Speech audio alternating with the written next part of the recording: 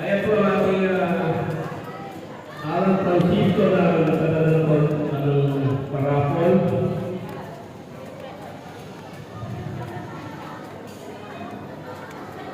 At si Ate Jen, si Jen.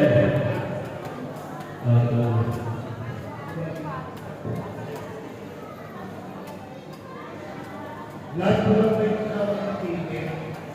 Parapol ticket. Lalagyan po natin ang Diyos.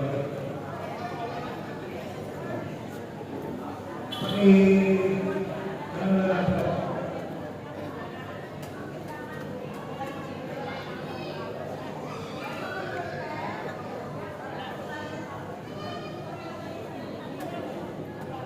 Pero pumigot ako kayo dyan na hindi man yung pangalan nyo lang.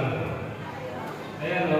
Tapos ibibigay nyo sa kayo yung natin dito para dito sa mga bigyan ng mga social natin at mga mayor at vice mayor. Diyan po wala natin pumulahin. Diyan po si ating Captain Francisco. Salamat po. Okay, yung tanong po. Mamaya tatatagalin na natin sa atin. Pagkatapos po niya, tatagayin natin, saka yung hulog, yung mga binili ng ticket.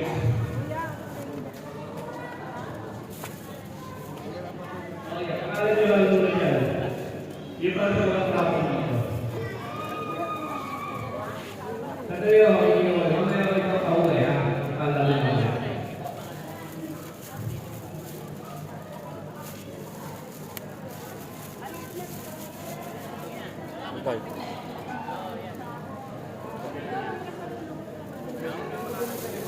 Wala na po yung mga tingin sa ticket, bukan nyo lang kayong pangalan nyo. Pangalan lang o, pangalan lang kayo.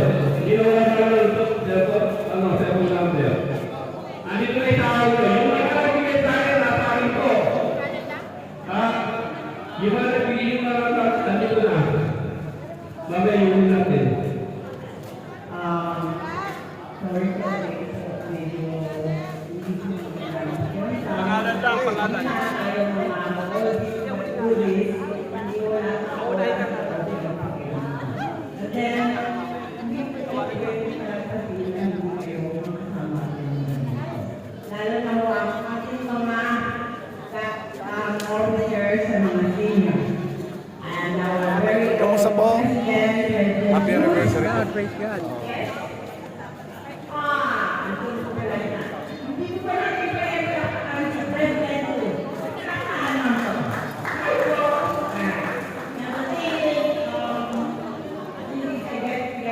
All these bad things. Ibig sabihin, nagkasama tayo sa Philippines. Okay?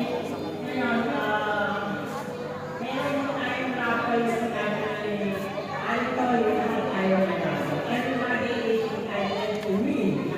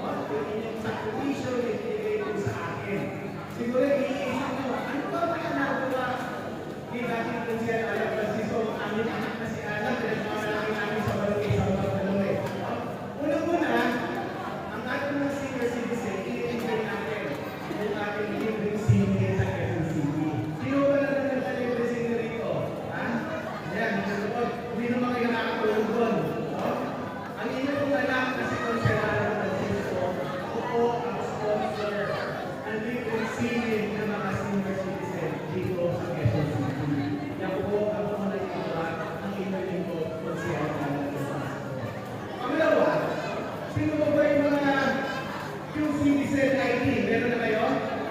Sino ba ang sino? Nasa balay? Yan, nasa balay. Ayan, meron na lahat. Napaka-importante ng QCBCN ID natin sa SCCP. Saan nyo ba nagagamit ang QCBCN ID? Ha? Saan? Oo, mga lahat. Ayuda, whatever, valid ID.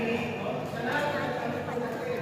Siguro nag-iisip kayo, paano mo ba nagkaroon ng QCID? Paano mo ba nagkaroon ng QCID? Ito, kailangan malaki ang ating barangay sa mga hindi. Dahil ang mga anak na sa Conselado Francisco, ako ang unang tuwag ng Quezon City ID. Yan. Ngayon, kung natin kailangan ang ating mga mamamayan, ito nag-iisip nila ako ay puluhan ito. Diba? Quezon City Government, hindi po ako po ang nag-sponsor ng Quezon City ID sa Quezon City. Wala pa ho pandemya.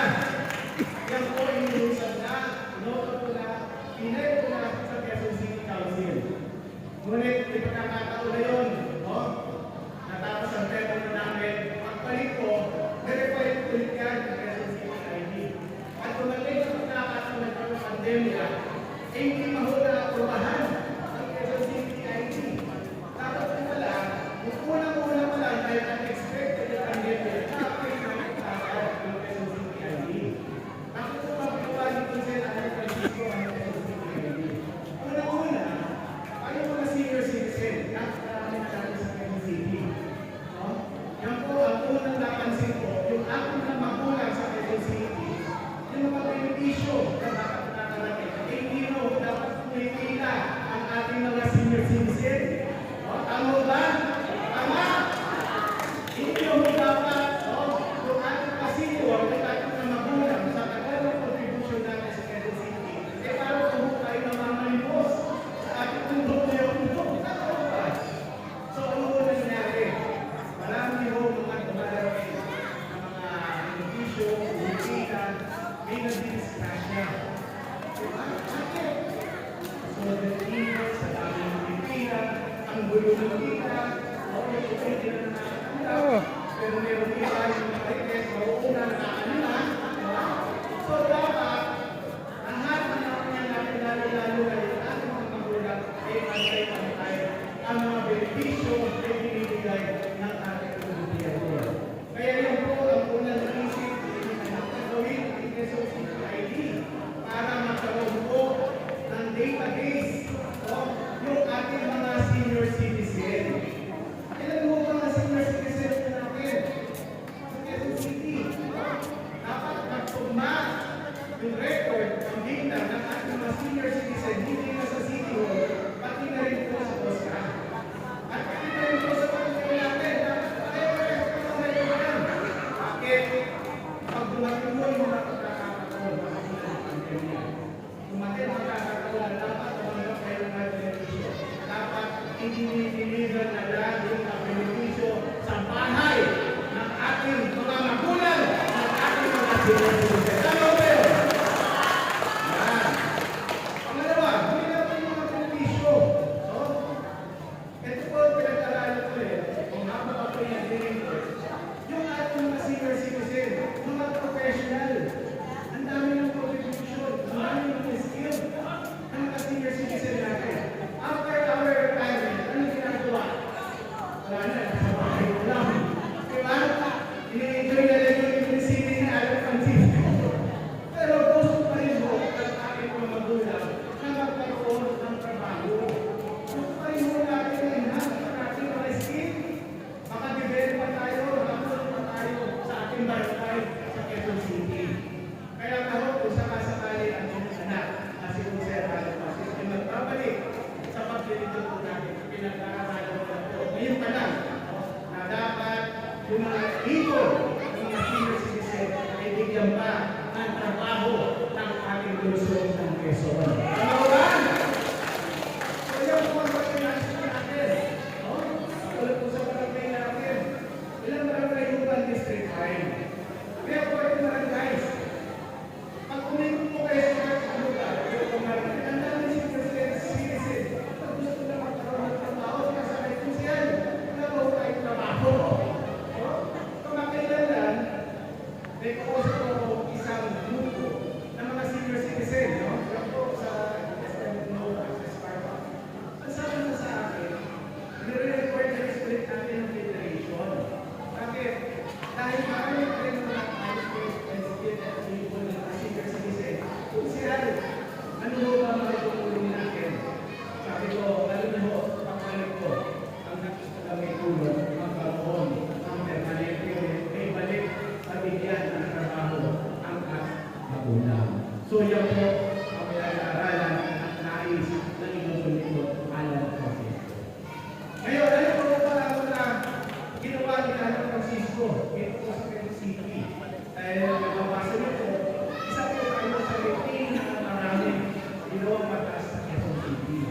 ayun po, may una ng maraming privilege speeches, no? At investigation na ginawa dito po sa Quezon City.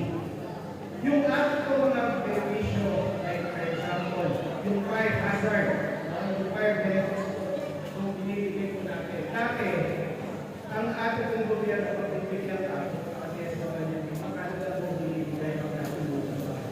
Pupunta ka sa mga tanggapan ng mga konsyan, ng mga education, so para ho tayo naman po, nasunugan na ho tayo, no? Nahirapan na tayo, namamalikos po ho tayo sa ating gobyerno. Ano, ito ang ito sila sa Francisco. Huwag mo kayo no? Dapat automatic yung ating po mga owner, president ng Quezon City, kung ikaw ay sharer, ikaw ay renter, dapat lahat binibigyan automatic ng benepisyo. Magkano ho bibigyan? Ang gobyerno kung ikaw ay nasunugan, hindi mo nasunugan, dapat bigyan mo automatic 10,000 pesos na tulong ang ating paglusod ng Quezon. At meron ko, no? Ayoko naman isipin, no? Kasi pag napag-usapan natin yung edad, at napag-usapan natin funeral, no? Yung mga matatanda sasabihin, alam, minamadali mo na yung buhay namin. Ano ba? Di ba?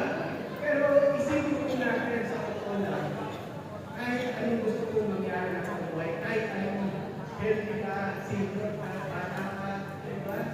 Eh talaga darating ng panahon, ito ka ng buhay natin.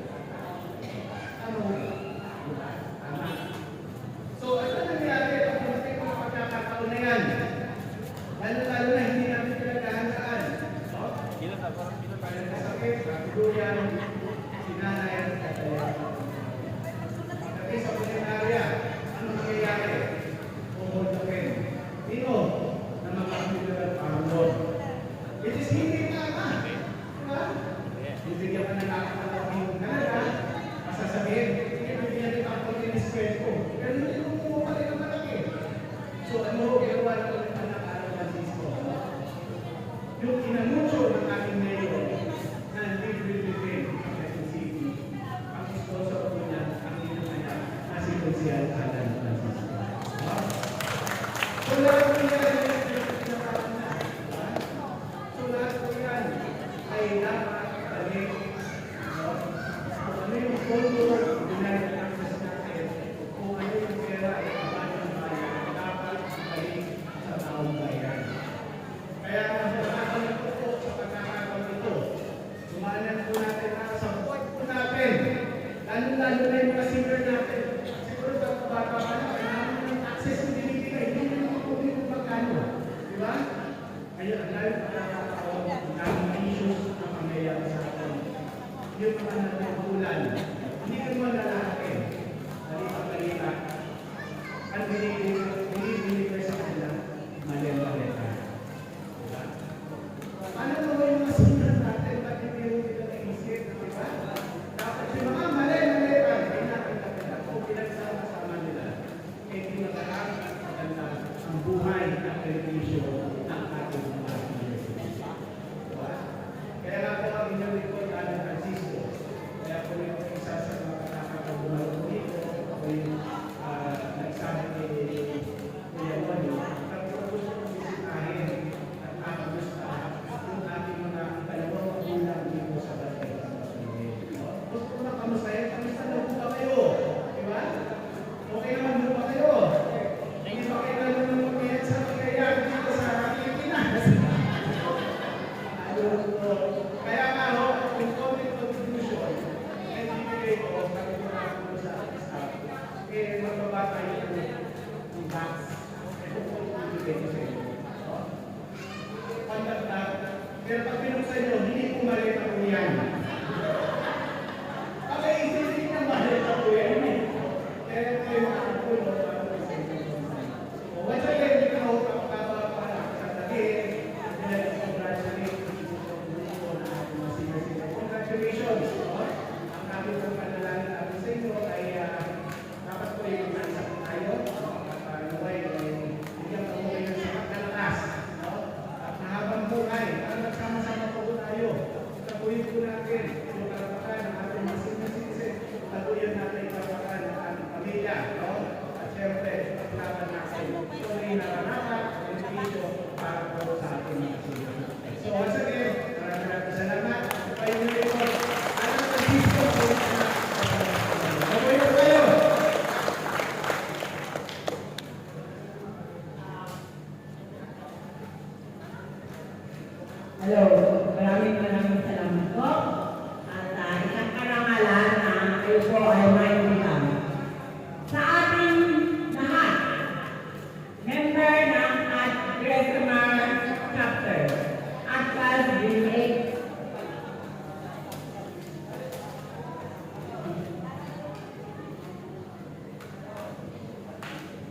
Hello,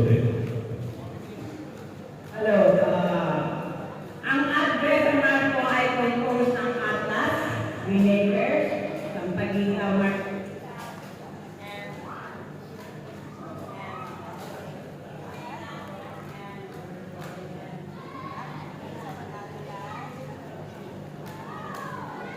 Hello. Hello. All right. Hello. Okay. Isang karangalan po na tayo ay may mga panauwing pantamal na miyembro ng ating Federation of Senior Citizens dito po sa Barangay San Marcos.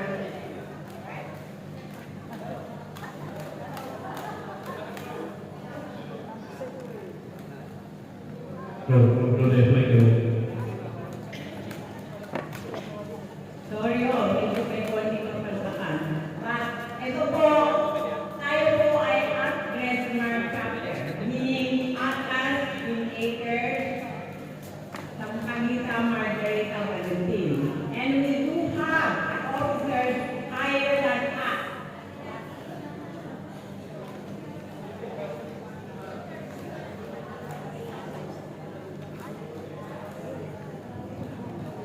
Hello? Hindi na po, may sakit